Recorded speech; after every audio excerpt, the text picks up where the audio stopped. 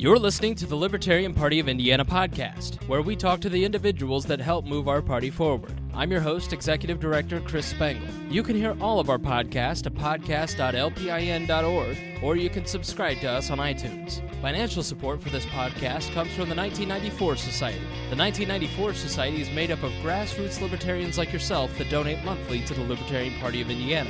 To join, please go to lpin.org/join. We thank you for your continued support. Welcome to the Libertarian Party of Indiana podcast. I'm joined here with Andy Horning, running for United States Senate here in Indiana. We're on location today out at Rebecca's picnic. And Andy's out here talking to a few supporters and rallying up support. And I just wanted to say thank you for taking the time to come and talk to the people on the podcast.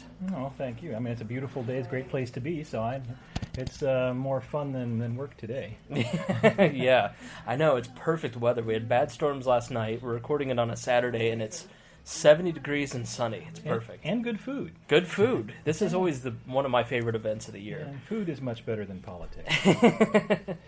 Now, for those who may have been under a rock or who are new to the party and they joined while you were in Texas, who is Andy Horning and what's sort of your history with the Libertarian Party and the Libertarian movement? Well, I guess, by training and education and job, I guess I've just been in opposition to politics for a long time. I've been working in the medical industry, first in research, then clinical and industry, medical imaging devices and such. And, if anybody knows anything about the medical business, they know that it's one of the most heavily, regulated and litigated businesses on the earth, ever. And so, everything that I've ever done from my private businesses to, working for other companies has at some point or another been running into the face of this force that makes everything more expensive, more difficult, harder to obtain, and worse.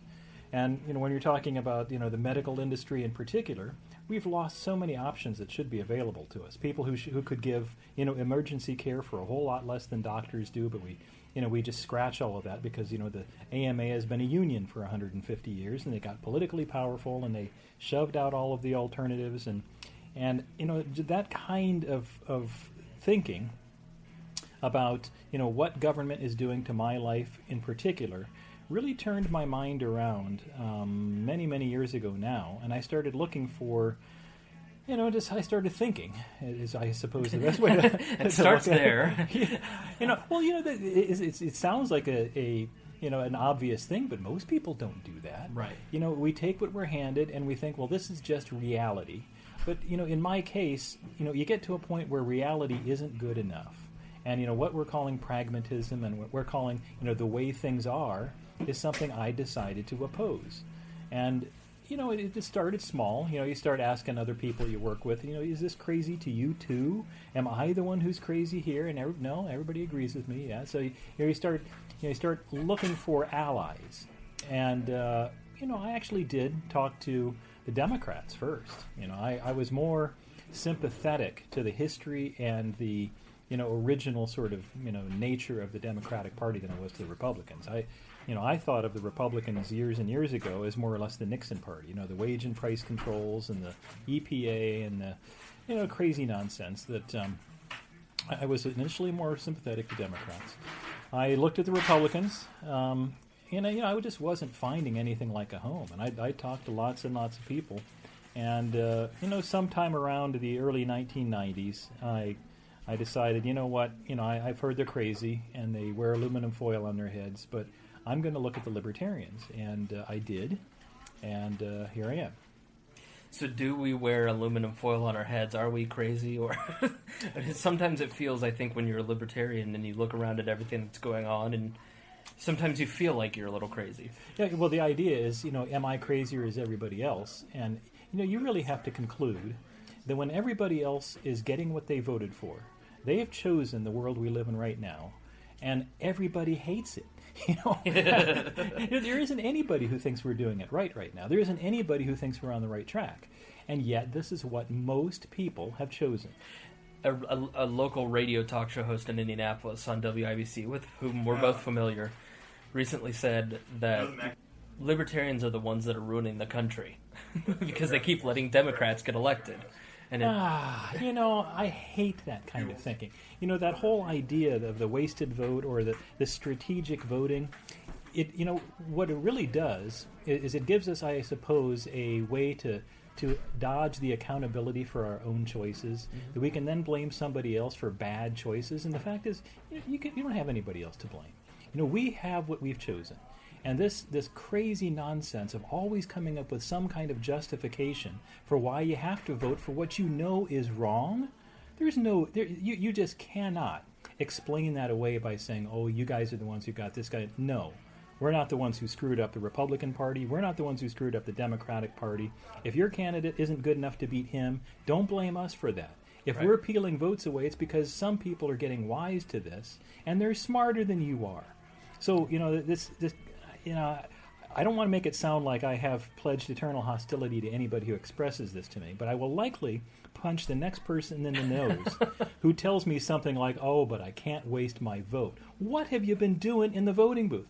If you realize how close this country is to absolutely losing it, and the worst, most Old Testament historical, collapsing kind of way with, dust and smoke and bombs and poor people, if you don't see that we are really on the edge of doing what all nations do sooner or later, if you don't see that this is something that we're headed towards with an inevitability that, is just numerical. You can look at charts, you can look at numbers, you can look at our cultural health and say that we are in a bad way right now. And if you keep choosing the way we have been choosing, you're not a smart person. Sometimes, though, because I think of the Tea Party especially, that sounds hyperbolic and rhetorical, because we hear that from people like, Tea Party candidates. Yeah. Why? What signs do you see what leads you to that conclusion? And secondly, how do you turn it around? Well, how do I turn it around? I don't. I do my best to tell people that there is an alternative to this. But let me point out something. The elephant the elephant and donkey in the room is that everybody knows that both of the major parties are not the guys who are running the major parties. They know that there are men behind the curtain. They know that there are powers that we're not voting for that are truly running the country. Everybody knows that. You hear people talking about the influence of money in politics. Well, what exactly is that?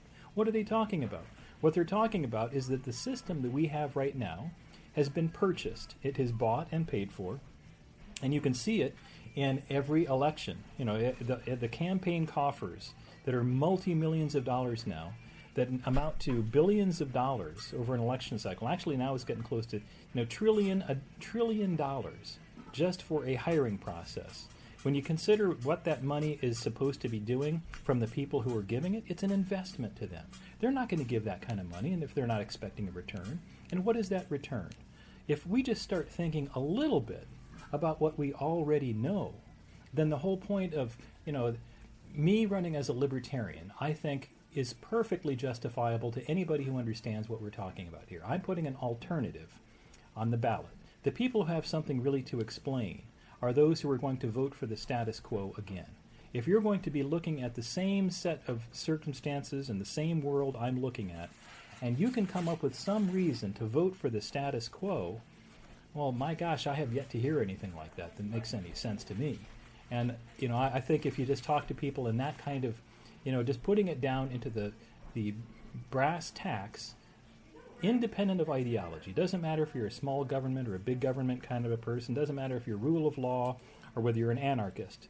The idea here is that nobody's ideology is represented in our form of government right now, except for a few very mighty, powerful, rich folk at the top. It's something that Rupert, who's running for governor, talks about. Says he's raised a few thousands of dollars, and his opponents have raised a few millions of dollars each. And we're looking at a guy who's going to raise $12 million for a job that pays $100,000 a year. Yeah. How does that make sense? In the president, it's $500,000 a year job, and they raised $2 billion to get it. Well, and there's the question. What are voters thinking? Mm-hmm. What are voters thinking if they can look at those numbers? And you know where the money comes from. Maybe, is it possible that people still think that, to raise millions and millions of dollars, they're going after, the like little old ladies and regular farming folk are really donating that kind of money? No, I don't think anybody's fooling themselves about that. I find it interesting that libertarians often get mocked in the press for how little they raise. Yes, and that happens every election cycle where people throw that in my face. Well, you don't raise enough money. But then I ask them, do you like the influence of all this money in politics? And of course they don't like it. Do you know where the money comes from? Well, of course they know where the money comes from. Do you know the strings that are attached to all of that money? Well, of course they know all the strings attached to them. So what are you doing? So this is why you say you're running the first negative campaign against voters in the history of the Republic. Well, it wasn't really my intention to run a negative attack campaign against voters, but, it's got to be done. Right. The fact that these guys are the ones who are running things, it is this, everything you see around us, the violent injustice, the world's highest percentage of citizens in prison, the increased militarization of our police, the loss of liberties that we never experienced when we had nuclear weapons pointed at us by the USSR. If you're looking at all of that kind of stuff, you should be thinking, we are doing something desperately wrong. Now, let me go back to that idea of the Old Testament bad sort of fall that we're facing. I mean, we made it through the Great Depression. We made it through that period where the Soviets had nukes pointed at us. We've made it through a lot of tough times. World War II. Yep. What makes you think that this is any worse than any of those where we go through a tough period of 10 years and we come out the other side roses? Well, first of all, it's never too late to choose better. So, I mean, it's not like I can say that there's any kind of inevitability about a societal collapse, except the fact that history shows that it is inevitable. It will happen sooner or later. So let's just look at the facts kind of dispassionately. We've never had in this country a society that had so screwed up our numbers, just in terms of selling out the next generation, that our debt now exceeds, if we were to get rid of everything, just looking at it just from a cold numbers standpoint, if we were to get rid of all federal government except for Medicare and Social Security, then what we're bringing in taxes still is not going to pay for that. It still isn't enough. So you get rid of the military, you get rid of, every department of the government, you shut down, you turn out the lights in the White House, and you keep only Social Security and Medicare going. We still don't have enough money to bail ourselves even out of short-term shortcomings in our budget, let alone the real deficit. And when you're looking at, the debt that we have now multi-generationally that's been building versus the value of the dollar, which has been plummeting, you look at the curves. Whenever you see curves that have been straight for a couple hundred years, and then all of a sudden they cross each other at just extreme angles, that, curves, in facts like that don't usually end very well. That's one thing. Another thing is there's a lot worse than going broke. And when you're looking at what our society has actually become, we were once a tough, independent bunch of people where we would count on our churches and our fraternal organizations and our neighbors to bail us out of trouble. Now we are dependent on a government that has armed itself to the teeth. We have the world's highest percentage of citizens in prison, yet we're building more prisons. And we have more militarized police than Hitler ever had at his disposal. So when you're looking at, yes, we're going to go broke, we can survive that. But when government gets hungry and we don't have money and it wants our money, it's well equipped to take it. And that is not a good recipe for anything good. So, yes, it's always possible to choose better. And, the Arab Spring, if it proves anything, is that people can change their government anytime they want to, but sometimes it's a lot harder than other times. And our days of easy choices in the voting booth are almost certainly numbered. All right. Well, now that everyone listening is curled up in the fetal position with their comfort blanket and they're eating a pint of ice cream because why not? Who cares? I'll just get fat and store up for winter. Give me some positive news. I mean, give me the Andy vision for when I'm in the Senate and Libertarians are a majority. How will the world look, and what's the game plan from here? Well, first of all, let me go back to voters and say that yes, I'm running a negative attack campaign against voters, but voters could fix this overnight.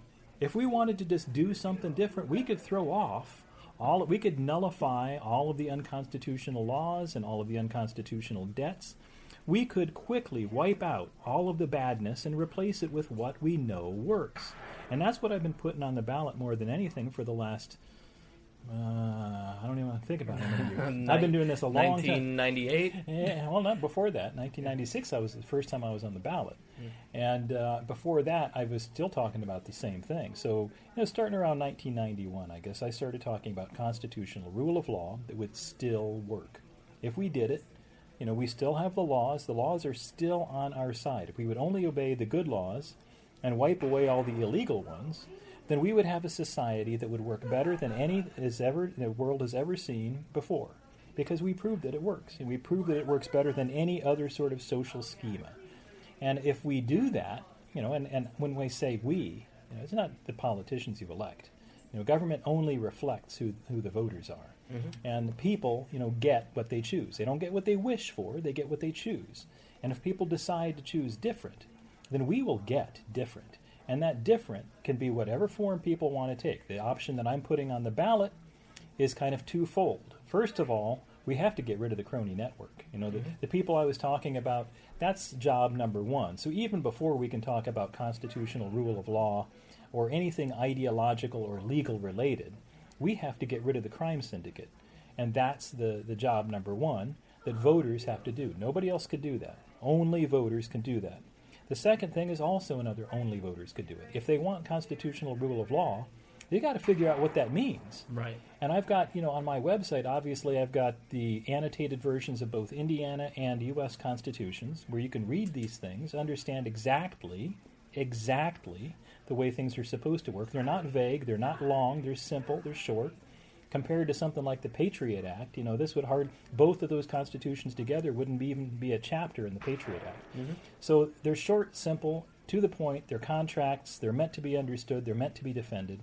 And if people want that, we can have it. We don't have to pass any new laws. It's already the law. And you can go to horningforsenate.com. You can check them out there. You can also go to lpin.org, our website, and we have it on a rotator there, the Indiana Constitution, because most people can find a copy of the U.S. Constitution. Finding the Indiana Constitution is a little bit more difficult, and I guarantee nobody else has annotated it. Well, I have to say that the reason I annotated it is because for years people were asking me, what do you mean by this and what do you mean by that? And I think it's helpful when you're reading a dry document like the Constitution to bring it to life a little bit. And where I put my annotations is where I think it's easy to see we've gone off the rails. But because it's a paradigm shift, sometimes it does take another set of eyes to look at it and kind of repeat it back to you for you to see it in the words of the Constitution. So that's where I think my annotations are really useful, and you can see what my reading is on it, and then you can decide if you agree or not. And it's actually really helpful because this year especially we placed a special emphasis on when we recruited new candidates. That was required reading.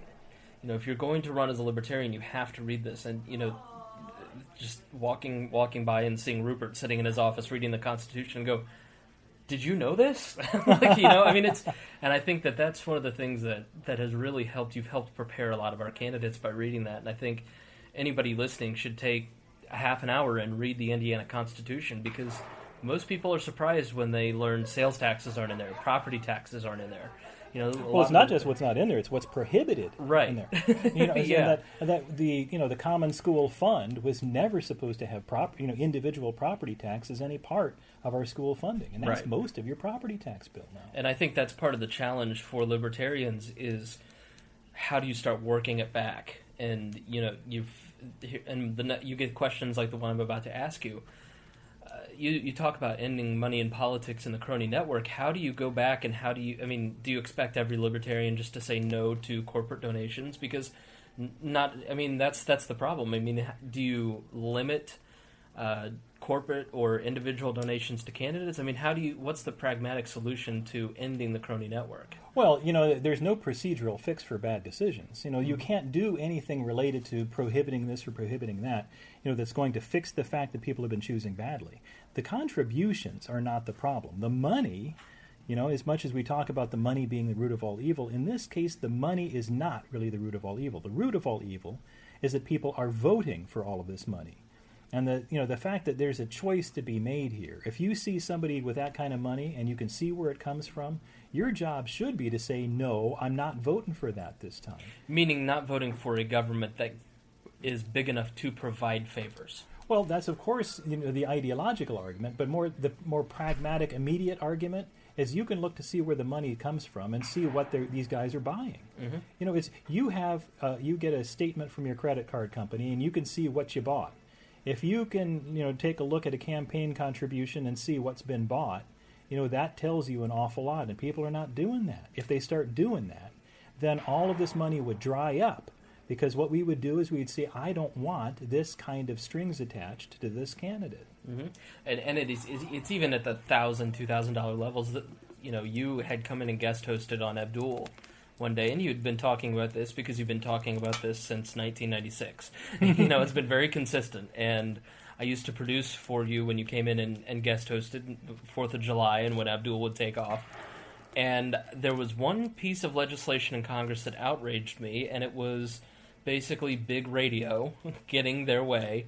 And so I went and I looked at the contributions of Hoosier legislators, and these companies had bought a favorable outcome in Congress for $1,000. Steve Boyer got $1,500. Mm-hmm. And I'm like, it's that cheap to buy a congressman? Well, look at what's really happening here. First of all, are voters pitching in that kind of money to get that kind of voice? Are they talking to politicians that much? Also that I put my cell phone number out many times, every time I've run for public office, because it's safe to do so. Yeah. I don't, I'm not worried about my cell phone minutes because nobody calls politicians. We don't talk to them. And in fact, if you really want to hide anything about your background, if you're a sociopath and you just don't want to have anything to do with people, run for office. People will run away from you. They will flee. The reality is that we don't interrogate our politicians the way we would a fry cook in a fast food restaurant. If you're going to hire anybody for anything, if you're going to hire somebody to sweep your floors, you're going to do a better interview than we do on the people who are sending our children off to die on foreign soil. Mm-hmm. That should be an embarrassment.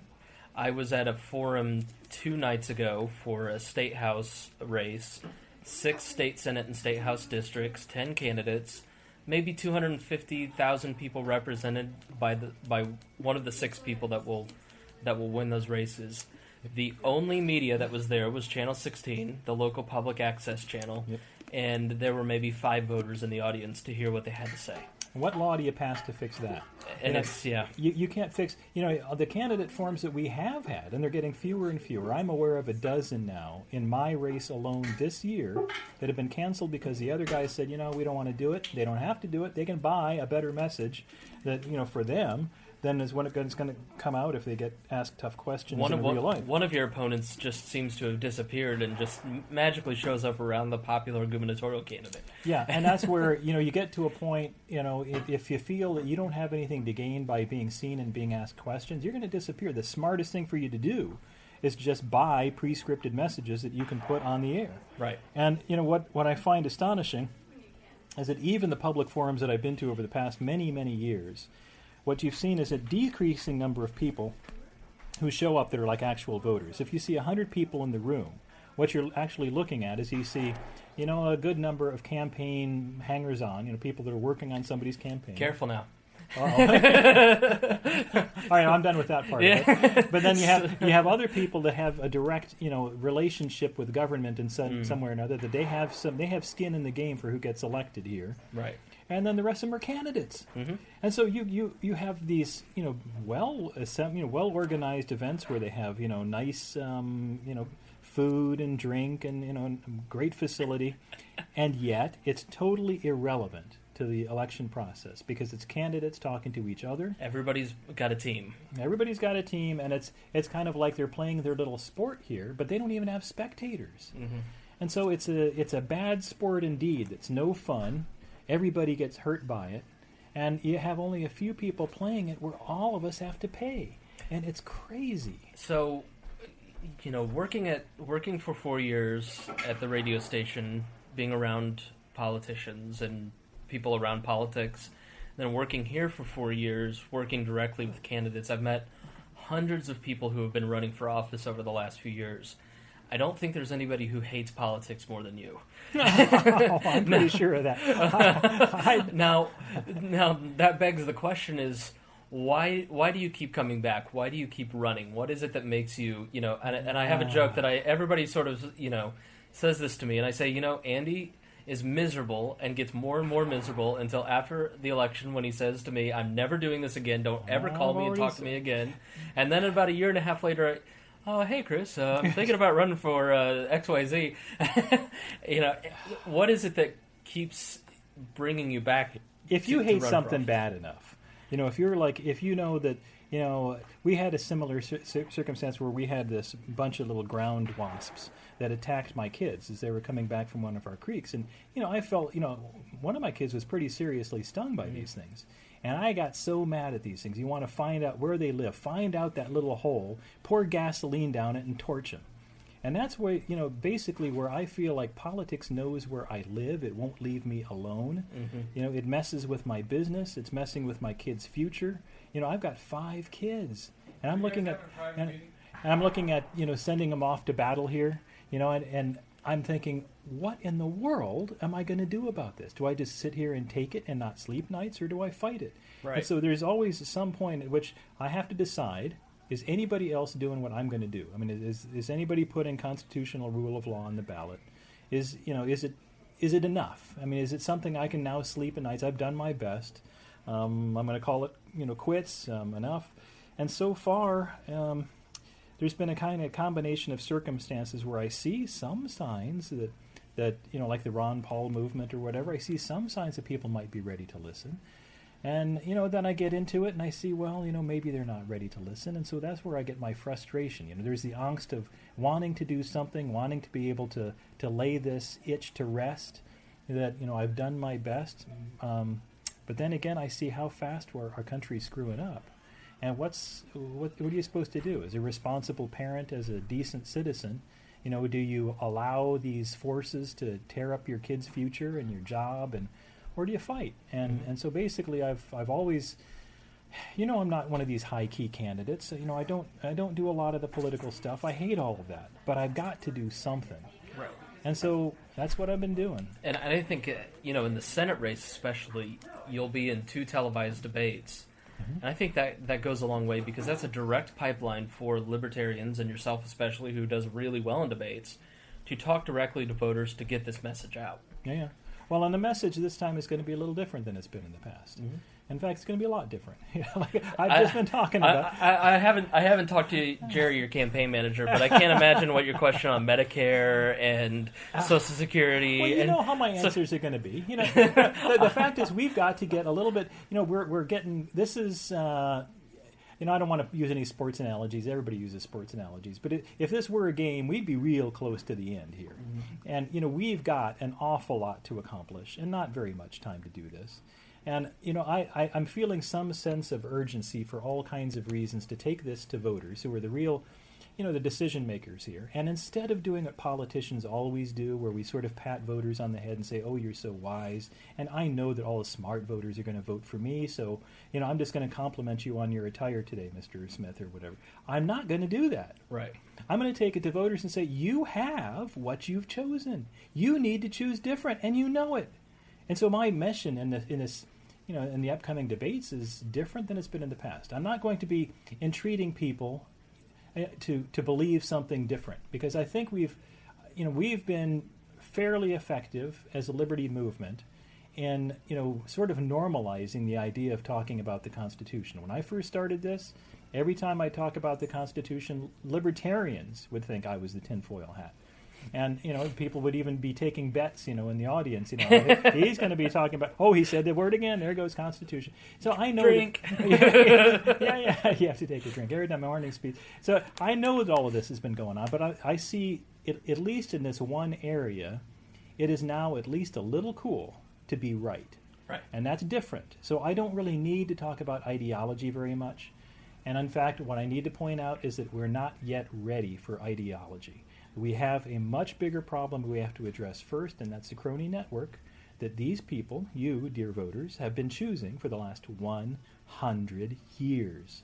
And if you're doing the same dumb thing for 100 years and you don't like it, it's not working, somebody has to point out the fact that this is silly. Please stop it. It's kind of like telling somebody, your fly is unzipped. It's something that, nobody really intended this to happen, but somebody's got to point it out. to avoid further embarrassment. And I think that's going to be my job. Well, let's take a couple questions and talk about the Republican Party and your journey into the Republican Party, and then a little bit about Ron Paul. Mm-hmm. So you ran as a Republican, and that's actually how we met in 2004 when you ran against Julia Carson for Congress, and I was a young college Republican, and you were actually one of the people, both yourself and Abdul, you were one of the first places that people started to challenge my Limbaugh-like assumptions of how the world works, and then Abdul totally shattered that afterwards.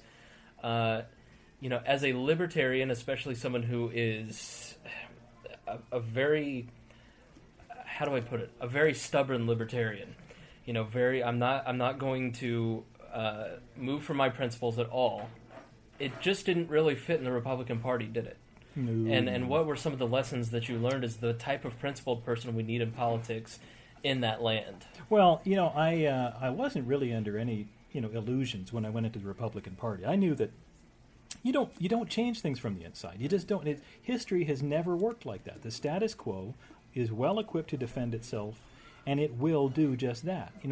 The people in charge have no reason to change. They love their jobs. It's a very great place to be. It's a great gig if you can get to be the king, and that's really what we've made in this country. We've made kings. Mm-hmm. We have people who are way beyond the law, and they get what they want. So they're not going to change. So when I ran as a Republican, it's not like I thought, here is Andy, running as a Republican to change the Republican Party, because as long as I've been alive, both parties have been talking about this is the year we're going to change, we're going to take back our party, we're going to fix it. That's just all blather. That's been going on for a couple hundred years now. Mm-hmm. So it's that's silly talk. It's not going to happen, and I knew that. So when I was running as a Republican, I really had only a couple major goals. One was, sure, I could possibly win this job, and it would be a great job. It's a perky job. Yeah. And so I wouldn't mind being a congressman or a senator or whatever that happens to be. And that's not an inconsiderable thing. The second thing is people ask me to do it. And I figure you asked me to do this, I'm going to do it. I'm going to do it my way. And if we do this thing my way, I'm pretty sure I know what's going to happen. But if it turns out the way I would like it to happen, it really could be great.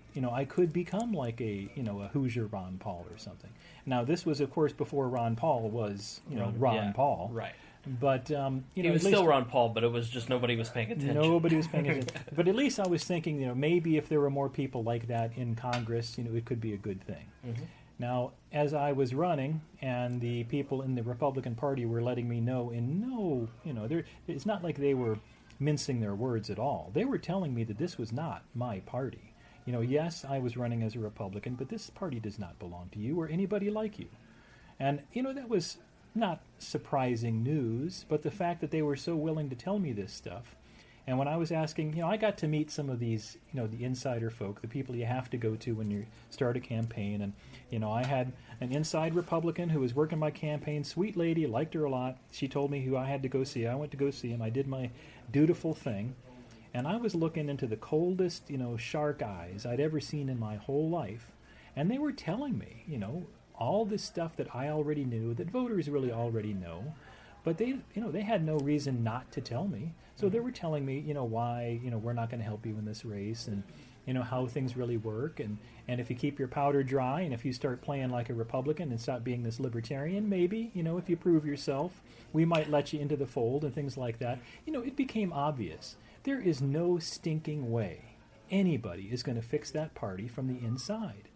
And so I did my dutiful thing. I ran as a team Republican. I did lots of stuff I wish I could take back just because, I thought I had to do it to be a team player. And it's not like I really learned any lessons about the Republican Party, but I did learn some important lessons, I think, about me and other people like me. And that, if you fool yourself at all into thinking that you have any good that can be done, you're really only you're making justifications for selfish reasons. You're looking at a really good job that you would very much like to have, mm-hmm. and you're looking at how cool it would be a congressman, and you're rationalizing what you're doing, because there's not any good that's going to come out of it. You know that. I mean, it became so obvious to me that looking at someone like Ron Paul now, in fact, I was even kind of in I don't even know why I argue with people on Facebook. What a waste of time that is. But, I was in a little argument last night. I'm very proud that you've kept your Facebook page up through the campaign. Well, I've been surprised. As soon as this campaign's over, I'm never doing Facebook again. But I was talking with some Ron Paul people, and they were telling me about, what about all the successes? And here is where I draw a big line between me and just about everybody else. I don't see any successes. Ron Paul... love the guy. He is a hero, but he is also a failure. Our government is worse than it was when he went in. And you can't say anything is going the right way right now. You could say, oh, yes, we have this end the Fed bill. Who's going to be doing it's not end the Fed, sorry, the audit the Fed. Who's going to do the audit? Mm-hmm. What do you suppose the result of that's going to be? And then I hear, people like, one of my Republican opponents in the senatorial election. I'm not going to name who it is, but if he starts talking about, I'm in favor of auditing the Fed so that it can keep doing its job, to preserve the value of the dollar and all that. I see, he's also got a lot of money from a lot of these people. He also couldn't audit his own department, and they lost several $100,000. Yes, but all of this aside, when you're looking to see what has actually been accomplished by any of these good folk, we've got some good people who are running as Republicans. We have some good people running as Democrats. We have good people in Washington, D.C., and they're failing. They are failing. We are failing, and this is not something we can keep doing. And so, when you're looking at it in a much more dispassionate way than looking at one human at a time, one politician at a time, yes, it's great if they can get elected for them, but what is that doing for us? So Ron Paul kind of people get elected, but if the government is going the wrong way faster and faster and faster, we are the ones screwing up. So I think a person listening to that would hear you call Ron Paul a failure and go, what are you talking about? He's brought, people like myself. I understand. I was, and just to give you an example, working for your campaign was one of the first times where I, as a Republican, started to go, maybe this can't be fixed from the inside, because we'd go put Andy Horning for Congress signs next, out around the district, and then you drive by and your sign would be gone, but there'd be a Mitch sign there. Yep, and it was Republicans who that were pulling up your signs because they didn't want to mobilize Julia's base, despite the fact that George Bush and John Kerry were running for each other, and I couldn't believe it. And then, I finally wised up. I was politically homeless, and I found Ron Paul, and he's a guy who brought me into the Libertarian movement. I understand, but let's get back to reality here. Yes, there are more people. You have made a big move. Lots of people have had epiphanies. Some people say, Andy, you opened my eyes. Ron Paul, you opened my eyes. That's all great. I love that. But look at how long this has been going on, where people have been getting their eyes opened by people like the John Birch Society. That organization was born right down the street from me as I was being born. We both kind of popped into the world at almost exactly the same time. And I'm seeing, some of the rhetoric from that John Birch Society was dead on right. These guys were correct. I go back further. You listen to someone, like Robert Taft. He was dead on right. We've had lots of Ron Pauls in our history. They've been opening up eyes for a long time. Every generation's getting lots of opened eyes. But, you've got people like, our last constitutional president was probably Democrat Grover Cleveland. And if you're looking at numbers of liberty-oriented people, it's been declining. Even among the Democrat and Republican parties, if you think about how many people during Nixon's time in office would have tolerated the kind of abuses we're suffering under under this war on terror to our liberties. That was a time when people were burning bras and protesting this and protesting that because they were reveling in their rights. And here the kind of rights that we've given away in the past few years would never have flown back in the days of Nixon. And that's when the Republican Party was a big government party. So so is it a waste of time? Well, let me get to my point here. Okay. My point is that there's a big difference between thought and action. Unfortunately, we suffer a nation where there is a logical disconnect between the way we say we're going to act and the way we actually act. If all the people who want to vote for me would actually do it, I would almost certainly win.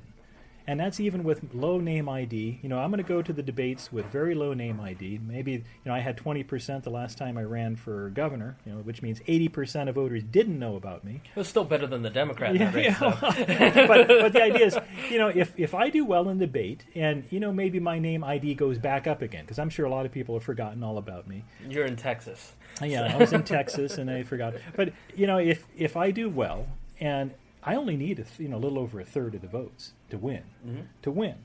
And so it's possible that if I did well and my name ID goes up, if people were to do what they say, they tell me all the time, I wish I could vote for you. If they were to actually vote for me, there's a good chance that we could win. But that doesn't happen. And in fact, I'm looking at the Ron Paul movement right now with just about as much disgust as I did with the Tea Party group. When the Tea Party turned and just became another Republican, wing. And I'm looking at, what Ron Paul people are doing and how many of them are saying, well, I guess I have to vote for Romney. My God, what are you doing? Did you care a whit about what Ron Paul was actually about, or were you just after the guy himself? Yeah. And that's what I'm seeing, so much foolishness, where we've always had people like Ron Paul around. There are Ron Pauls around us everywhere you go. You can find people who would be happy to be another Ron Paul if only we would wake up to that. Right. And say, and in fact, let me just get down to the real brass tacks of this. Even if you're looking at the worst kind of, Stalin, Caligula, Hitler, Pol Pot, Mao, whatever, pick your worst leader in history, they are nothing without people to follow them. So the bad guys of history are never the story. It's the people who choose to follow them. Similarly, in the opposite direction. If you've got good people all around you, and you fail to see that and you pick the bad guys, heaven help you. The problem we have in this country right now is that we're doing what we know we shouldn't be doing. We know better than to do what we're doing in the voting booth, but we're going to do it anyway. And that's a problem I can't fix. All right, well, thank you for joining us, Andy. Thank you. Thank you for listening to the Libertarian Party of Indiana podcast. For more information, please visit us at lpin.org. Our music has been provided by Hoosier musician Brian Keith Wallen. To hear more of his music, please visit briankeithwallen.com or find him on Facebook. Thank you for listening.